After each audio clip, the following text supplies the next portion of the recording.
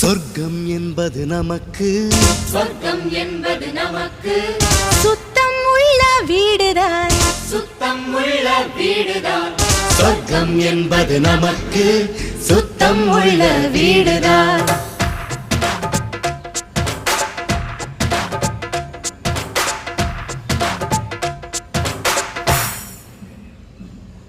சொர்க்கம் என்பது நமக்கு சுத்தம் உள்ள வீடுதான் சுத்தம் என்பதை மறந்தால் நாடும் குப்பை மேடுதான் சொர்க்கம் என்பது நமக்கு சுத்தம் உள்ள வீடுதான் சுத்தம் என்பதை மறந்தால் நாடும் குப்பை மேடுதான் உலாவும் நிலாவில் வெள்ளை அடிக்கலாம் எங்கே